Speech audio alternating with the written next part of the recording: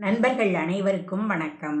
நாம் இன்று பார்க்கவிருப்பது தைப்பூசத் திருநாள் என்ற தமிழ் சிறுகதை.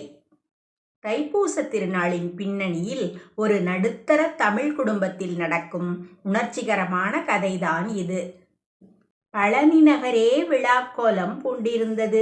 எங்கு திரும்பினாலும் முருகனுக்கு அரோகரா என்ற கோஷம். சிவனேசன் ஐயா தன் வீட்டு திண்ணையில் அமர்ந்து தனது பழைய பாத யாத்திரை அனுபவங்களை நினைவு கூர்ந்து கொண்டிருந்தார். சிவனேசன் ஐயாவிற்கு 2 மகன்கள். மூத்தவன் கதிர்வேல் ஊரிலேயே விவசாயத்தை பார்த்து கொள்கிறான். இளையவன் சரவணன் சென்னையில் பெரிய மென்பொருள் நிறுவனத்தில் வேலை செய்கிறான். கடந்த 2 ஆண்டுகளாக சொத்து விஷயமாக ஏற்பட்ட ஒரு சிறு மனக்கசப்பால் இருவரும் பேசிக்கொள்வதில்லை. சிவனேசன் ஐயாவிற்கு மொபைல் போன் மேல் அவ்வளவு நம்பிக்கை இல்லை. அதனால் தன் 2 மகன்களுக்கும் ஒரு கடிதம் எழுதினார். இந்த தைப்பூசத்திற்கு நான் காவடி எடுக்கப் போகிறேன். என் கடைசி ஆசை நீங்கள் இருவரும் உங்கள் குடும்பத்தோடு வந்து என் காவடிக்கு முன்னால் நடக்க வேண்டும் என்பதுதான் என குறிப்பிட்டிருந்தார். தைப்பூசத்தன்று காலை 5 மணி இடும்பன்மலை அடிவாரத்தில் சிவனேசன் ஐயா மஞ்சள் ஆடை உடுத்தி தோளில் காவடியுடன் தயாராக நின்றார்.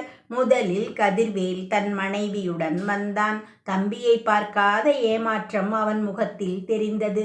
சரியாக காவடி எடுக்கும் நேரத்தில் வியர்க்க விறுவிறுக்க ஒரு வாடகை காரில் இருந்து தன் மூட்டை முடிச்சுகளுடன் சரவணன் இறங்கி ஓடி வந்தான்.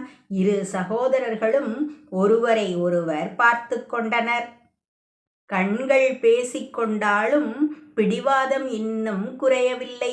சிவனேசன் ஐயா அமைதியாக காவடியை தூக்கினார். படிக்கட்டுகளில் ஏற ஏற வயதான சிவனேசன் ஐயாவால் மூச்சு இறைக்கத் தொடங்கியது. காவடியின் கணம் அவரை அழுத்தியது.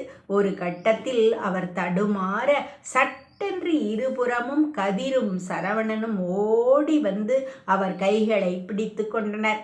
அப்பா பிடிங்கப்பா என இருவரும் ஒரே குரலில் கத்தினர்.